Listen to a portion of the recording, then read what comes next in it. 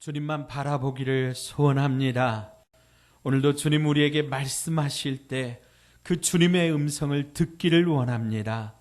하나님, 주의 말씀은 살아있고 운동력이 있어 좌우의 날쌘 검보다 예리하여 우리의 혼과 영과 및 관절과 골수를 찔러 쪼개는 능력의 말씀이라고 하셨사오니 이 시간에도 우리에게 말씀하여 주셔서 꼭 필요한 은혜의 말씀으로 우리의 삶의 길잡이가 되게 하여 주옵시고, 말씀을 들을 때 우리의 영과 혼과 육의 약한 부분들이 다시 한번 치유되고 회복되고 깨끗하게 하나님 앞에 일어서는 놀라운 은혜의 시간들 될 수 있도록 주님 역사하여 주시옵소서. 주님 말씀하시옵소서. 주의 종이 듣겠나이다. 주님 말씀하옵소서. 그대로 순종하겠나이다. 결단하는 믿음의 시간 되게 하여 주시옵소서. 예수님의 이름으로 간절히 기도드립니다. 아멘. 5월 둘째 주 어버이 주일에 주일 2부 예배에 오신 여러분을 주님의 이름으로 환영하고 축복합니다. 우리 성경책 가슴에 안고 한 목소리로 우리 믿음을 고백하며 선포합니다. 나는 예수님을 구주로 믿습니다. 나는 구원받았습니다.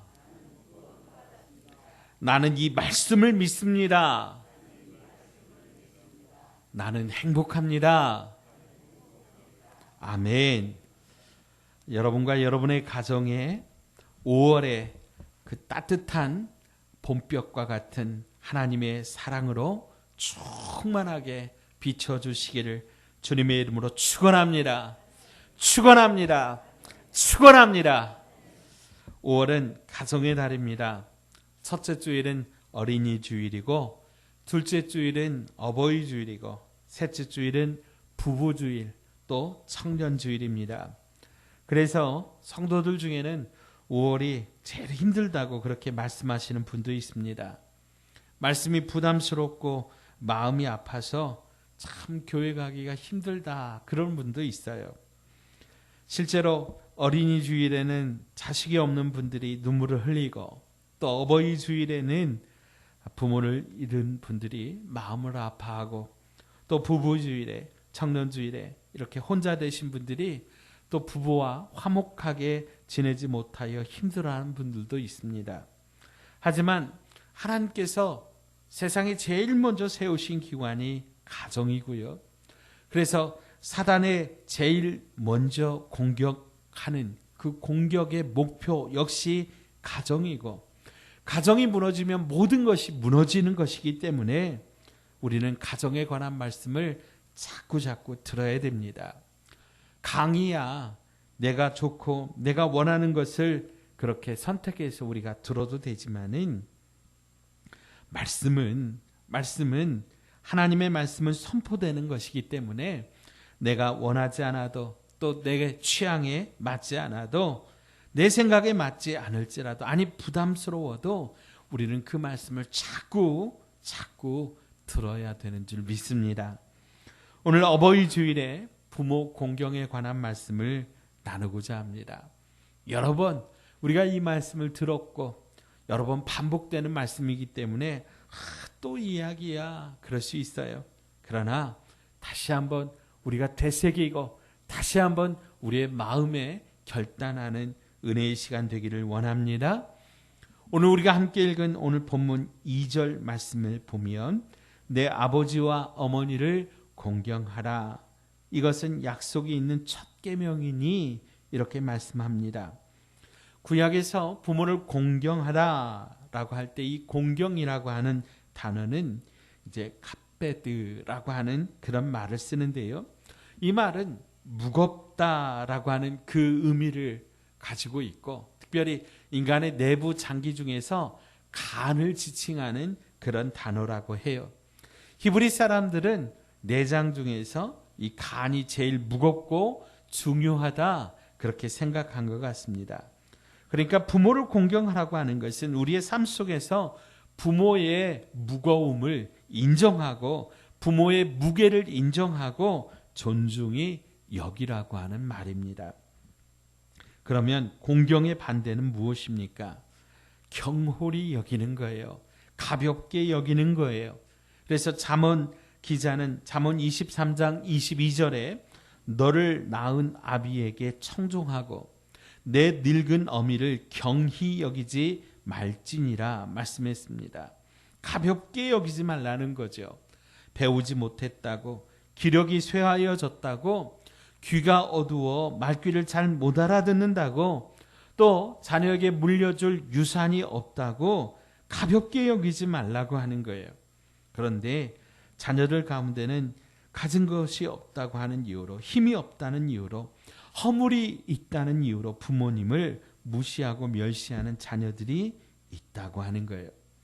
부모를 공경하는 것이 아니라 부모를 공격하는 그런 자녀들이 있습니다. 홍수로 세상이 멸망한 후에 방주에서 나온 노아가 이제 첫 번째로 포도를 수확해서 포도주를 담그었습니다. 그리고 그 포도주를 맛본다고 하는 것이 그만 취하여서 벌거벗은 몸으로 잠이 들었습니다. 그때 셈과 야벳 두 아들은 옷을 가지고 자기 그 어깨에 메고 뒷걸음쳐서 그렇게 들어가서 아버지의 하체를 덮어줍니다. 아버지의 허물을 덮어준 거예요.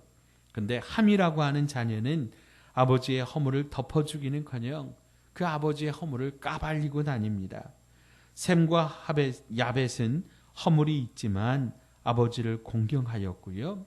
함은 아버지의 허물만 보고 아버지를 업신 여긴 겁니다. 경홀히 경히 여긴 겁니다.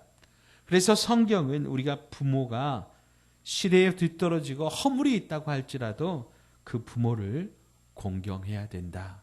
이렇게 말씀하십니다. 그러면 구체적으로 어떻게 해야 우리 부모를 공경하는 것일까요? 첫째로 부모님께 감사해야 됩니다. 자, 따라서 하십시다. 부모님께 감사해야 합니다. 아멘. 왜 우리는 부모님께 감사해야 됩니까? 내가 부모님에게 생명의 빚을 졌기 때문입니다. 가끔 아니 부모님이 내게 뭐 해준 게 있어요? 이렇게 반문하는 사람들이 있어요. 정말 아무것도 해준 것이 없는 사람처럼 보이는 그런 부모도 있죠. 그러나 분명한 사실은 부모님 때문에 오늘 우리가 이 세상에 태어나게 되었다라고 하는 거죠. 생명의 근원이 하나님이시지만 하나님께서 부모님을 통해서 우리를 이 땅에 태어나게 하셨습니다. 우리 중에 부모 없이 이 세상에 태어난 사람은 아무도 없다라고 하는 거예요.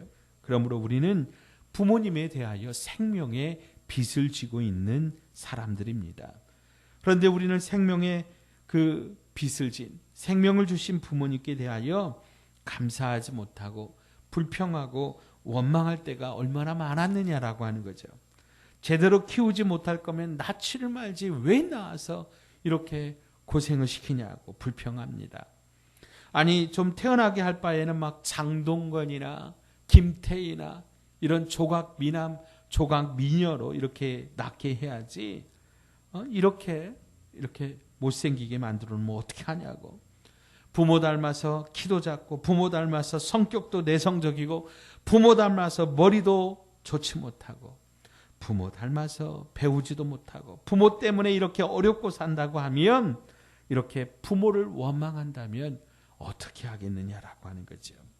그런데요. 부모에 대한 그런 불평과 원망도 따지고 보면 내가 지금 생명이 있기 때문에 내가 살아있기 때문에 할 수 있는 것 아니겠어요? 내가 생명이 없고 태어나지 않았다면 그런 불평도 원망도 할 수 없는 거죠. 미오나 고오나 우리 부모님이 계셨기 때문에 오늘 우리가 존재할 수 있는 겁니다. 우리의 부모가 우리를 이 세상에 태어나게 하신 거지요. 그러므로 오늘 우리는 나를 이 땅에 태어나게 한 그 사실 하나만으로도 우리 부모님께 감사해야 합니다. 연변과학기술대학교의 부총장을 지내신 그 정진호 교수가 쓴 루카스 이야기라고 하는 책에 이런 감동적 이야기가 있습니다.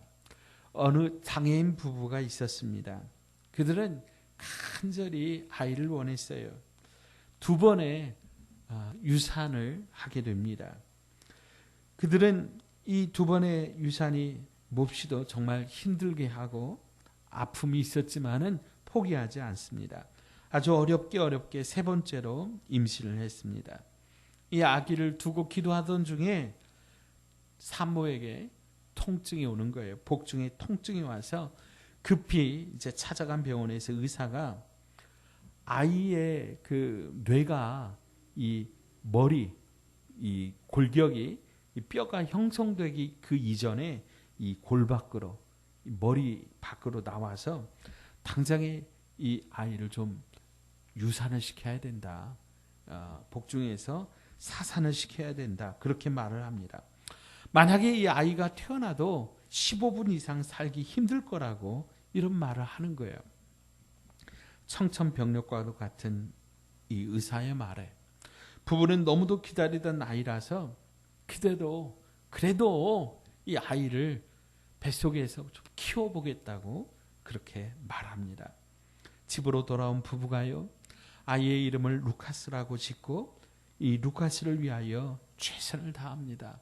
매일매일 루카스에게 찬양을 들려주고 이 엄마의 머리에 그 손을 얹고 아이를 위하여 기도합니다.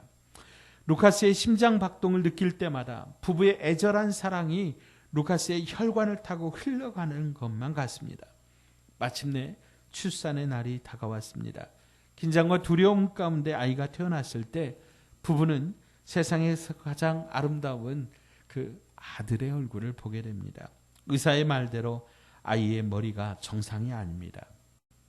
자, 그런데 15분, 1시간이 지나도록 아이가 여전히 가쁜 숨을 쉬며 살아있는 겁니다.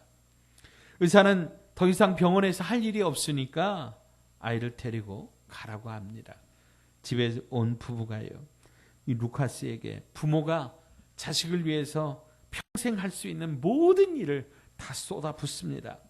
서둘러서 유아 세례를 받고 매일 기도하고 찬양하고 예배하고 축복하고 아이에게 막 선물을 주고 교회 식구들을 불러서 또 큰 파티도 엽니다. 그렇게 하루하루 아름다운 날을 보내고 마침내 이 루카스가 17일을 살다가 인생을 마치게 됩니다. 부부는 아들의 임종을 가슴 아프게 지켜봅니다. 아들을 떠나보내던 날 루카스의 엄마가 이렇게 말합니다. 루카스와 함께했던 지난 9개월은 참으로 내 인생에서 가장 소중하고 행복한 시간이었습니다. 우리는 그와 얼마나 많은 사랑을 나눴는지 모릅니다. 지금도 우리는 루카스를 사랑합니다. 또한 아빠도 이렇게 말합니다. 전 루카스로 인해서 비로소 아버지가 될 수 있었습니다. 나를 아버지로 만들어준 루카스에게 감사합니다. 루카스는 사랑하는 아들의 고통과 죽음을 지켜보는 부모의 마음을 알게 해주었습니다. 그것은 이 땅에 예수님을 보내주신 하나님 아버지의 마음입니다. 저는 이것이 바로 우리 부모님들의 공통된 마음이라고 생각합니다. 부모는 자신이 희생하더라도 자녀가 잘 되기를 바라는 마음을 가지고 있습니다. 자식이 잘 되면 자신이 성공하는 것 이상으로 기뻐합니다. 자식이 힘들어할 때는 잠을 이루지 못하고 괴로워하는 것이 바로 부모의 마음입니다.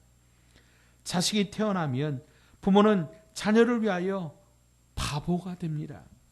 자식을 키워보신 분은 아시겠지만 부모는 아이를 위하여 그 아이 앞에서 온갖 재롱을 다 부립니다. 여러분, 애가요 태어나서 눈맞춤을 하고 옹알이를 하면 그 온갖 근엄한 부모, 정말 뭐 체면 없어요. 거기서 그냥 오르륵 까꿍 하면서 누가 재롱을 부려요? 부모가 애 앞에서 한 번이라도 그 웃음 더 보려고 부모가 그렇게 정말 재롱을 부리는 거죠. 그러므로 부모를 공경하는 것은 부모님의 은혜를 잊지 않고 감사하는 거예요. 나를 태어나게 해준 그 부모님의 사랑, 그것만으로도 부모님께 감사해야 된다라고 하는 거예요. 자, 두 번째로 부모님을 즐겁게 하는 것입니다. 잠언 23장 25절에 내 부모를 즐겁게 하며 너를 낳은 어미를 기쁘게 하라 말씀하십니다. 부모를 공경하는 것은 부모님의 얼굴에 환한 웃음과 기쁨이 넘치도록 해드리는 겁니다. 부모님의 마음과 기쁨과 즐거움을 주는 거예요. 잠언 17장 25절에 밀어난 아들은 그 아비의 근심이 되고 그 어미의 고통이 되느니라 말씀합니다. 누가 밀어난 아들입니까? 서울대를 나오고, 아니 세계적인 명문대학인 하버드를 나와도 부모님의 마음을 몰라주고 부모를 거역한다면 그는 밀어난 자식입니다. 하지만 지방대학을 나오고, 아니 대학은커녕 야간 고등학교를 나왔을지라도 자기를 낳고 길러주신 그 부모를 귀하게 여기고 그 마음에 기쁨을 주는 자녀가 정말로 지혜로운 자녀입니다. 그럼 좀 더 구체적으로 부모님을 즐겁게 하고 기쁨을 갖게 하는 것은 무엇일까요? 잠언 23장 26절에 내 아들아 내 마음을 내게 주며 내 눈으로 내 길을 즐거워할지어다. 아멘. 부모님에게 마음을 드리는 거예요. 근데 용돈 주면서도 마음을 주지 않는 자식들이 많이 있다고 하는 거예요. 자기의 자녀에게는 온갖 마음을 다 쏟으면서도 부모님께는 마음을 안 주는 거예요. 마음을 준다고 하는 것은 부모님을 기쁘게 하고 그 마음을 편안하게 해드리는 거예요. 여론조사 기관인 한국갤럽에서 부모님들에게 자식들이 자기에게 무엇을 해주기를 원하느냐고 그것을 조사를 했더니 가장 많은 부모님들이 그냥 자기 마음을 좀 편안하게 해줬으면 좋겠다, 그렇게 대답을 했다 그래요. 그러면 어떻게 하면 부모님의 마음이 편안할 수 있겠냐고 그것을 물었더니 형제간에 서로 우애하고 사는 것, 그것이 부모님의 마음을 편안하게 해드렸다라고 하는 거예요. 또 시집 보내고 장가 보낸 자녀들이 부부간에 서로 싸우지 않고 서로 행복하게 사는 것, 그것을 보는 것이 자기의 마음의 편안함이었다라고 하는 거예요. 좋은 조건의 사람을 만났는데 부모님 보시기에 그냥 허구한 날 서로 으르렁거리고 싸운다면 그것은 부모 마음에 근심이 되는 거죠. 여러분, 결혼했으면 잘 살아야 됩니다. 부모님 앞에서 절대로 큰 소리 내고 싸우면 안 돼요.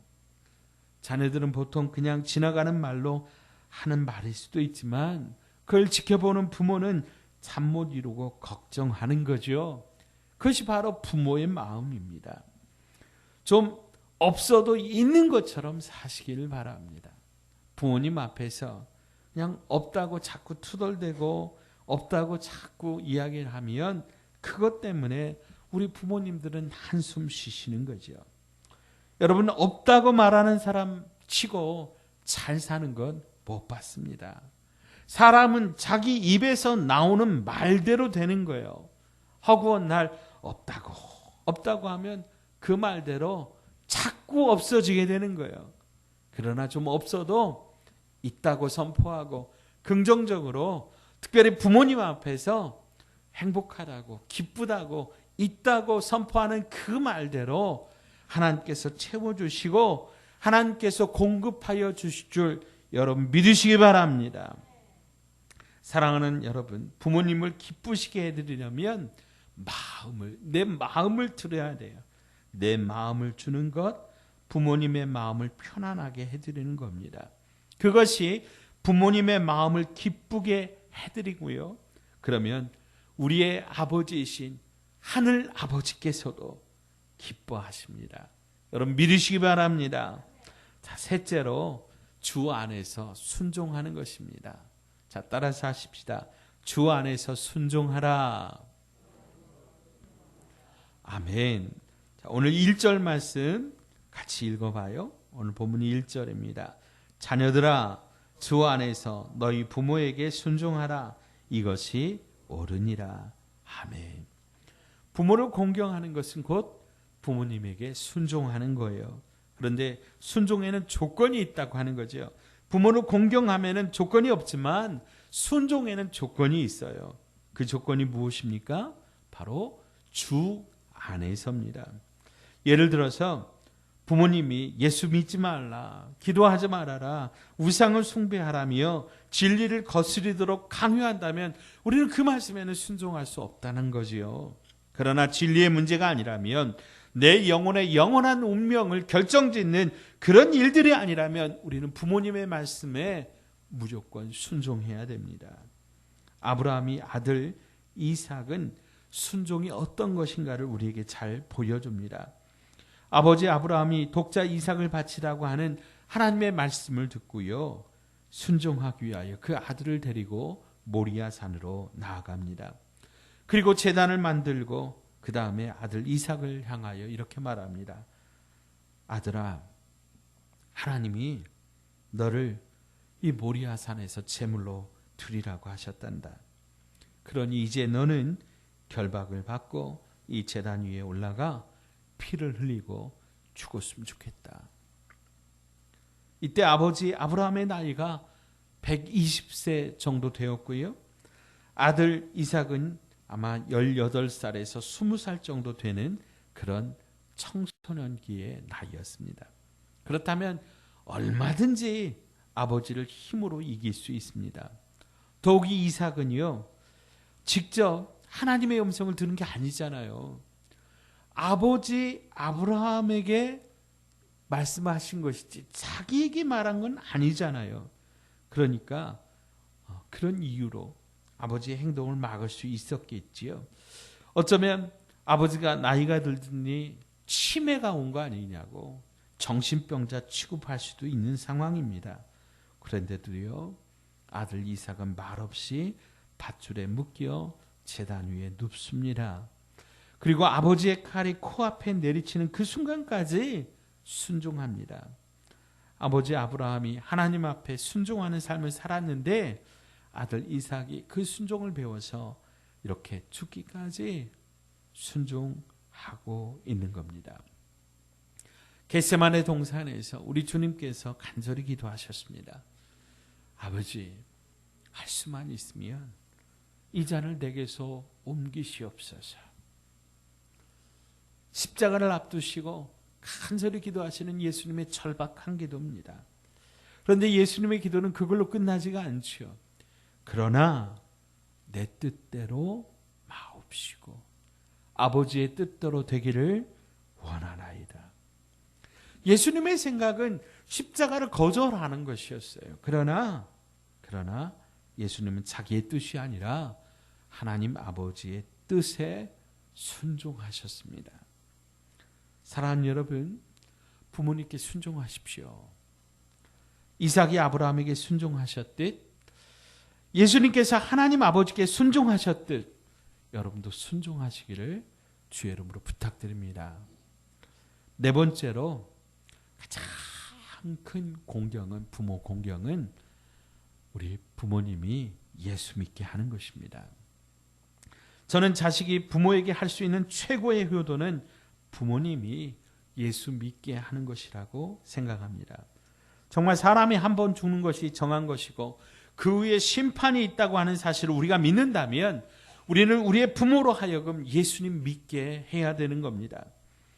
여러분의 부모가 어떤 모습으로 이 세상을 떠나기를 원하십니까? 부모의 인생이 허무한 인생으로 끝나기를 원하십니까? 부모가 죽음의 공포와 두려움 가운데 이 세상을 떠나기를 원하십니까? 당신의 부모가 영원히 구더기도 죽지 않는 그 꺼지지 않는 영원한 불못에 던짐을 받고 그곳에서 영원한 형벌과 고통받기를 원하십니까? 참으로 생각만 해도 소스라치고 자다가도 벌떡 일어날 일 아니겠습니까? 그러므로 우리는 우리의 부모님이 살아계실 때 복음을 전하여 하나님 앞에서 이 귀한 영생을 얻게 하셔야 됩니다. 죄와 죽음의 법에서 해방한 그 생명을 얻고 하나님의 자녀가 되는 그 권세를 가지고 인생의 마지막을 맞이할 수 있도록 해드려야 됩니다. 그래야 부모님의 영혼이 육체의 장막을 벗고 이 땅을 떠나는 날 가장 평안한 모습으로 이 땅을 떠나실 수 있는 겁니다. 아무리 살아생전에 해외여행 시켜드리고 좋은 환경 가운데 사시게 한다고 할지라도 오늘 내가 믿는 예수 믿지 못하여 우리 부모님이 지옥의 형벌에 떨어진다면 그것은 최고의 불효입니다. 그러므로 우리는 부모의 구원을 위하여 눈물 쏟으며 기도해야 됩니다. 그것이 바로 부모를 공경하는 것입니다. 자, 그러면 하나님께서 부모를 공경하는 자에게 주시는 축복의 말씀은 무엇입니까? 우리 3절 말씀 함께 읽도록 합니다. 3절입니다. 이로써 내가 잘되고 땅에서 장수하리라. 아멘. 모든 것이 잘되고 땅에서 장수하는 축복입니다. 여기서 잘되다라고 하는 말은 원어로 야타브라고 하는 말인데 막힘이 없다, 그침이 없다, 그런 의미입니다. 다시 말해서 내가 소원하는 그 마음의 생각과 계획에서부터 행동하는 삶 모든 전반에 모든 것이 막히는 일이 없이 쭉 뚫린 것처럼 그렇게 형통하게 된다, 그런 의미입니다. 그리고 장수하다, 이 말은 아라크라고 하는 말을 쓰는데 그 뜻은 한 번만이 아니에요. 계속해서 길어지다, 계속해서 반복되는 그런 축복입니다. 그냥 나 혼자 오래 사는 게 아니라 이 장수의 축복이 자자 대대 손손 이어진다고 하는 거예요. 사랑하는 여러분, 부모를 공경하는 자에게 이렇게 땅에서 막힘이 없이 잘 되는 축복과 장수의 축복을 하나님은 약속하셨습니다.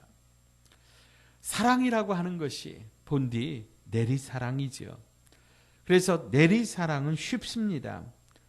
우리의 자녀 사랑은 누가 하지 말라고 해도 본능적으로 하게 되어 있어요. 그러나 위로 올라가는 사랑은 우리가 힘쓰고 애쓰지 않으면 어렵습니다. 위로 부모를 공경하는 일이 말은 참 쉽지만 어려운 일이라고 하는 거죠. 그래서 성경의 모든 계명 중에 유일하게 부모를 공경하는 자에게 잘되고 땅에서 장수하는 축복을 주님은 이 약속의 말씀으로 붙여주신 거예요. 성경을 보십시오.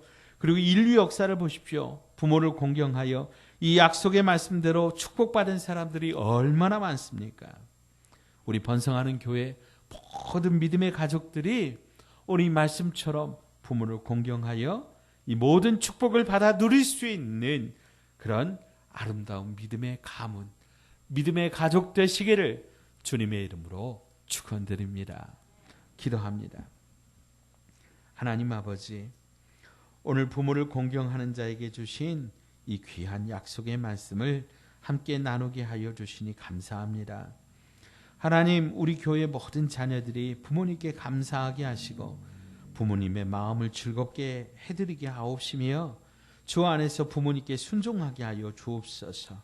특별히 아직까지 예수님을 영접하지 않은 부모님이 계시다면 꼭 복음을 전해서 천국 가실 수 있도록 제일 큰 효도하게 하여 주시옵소서.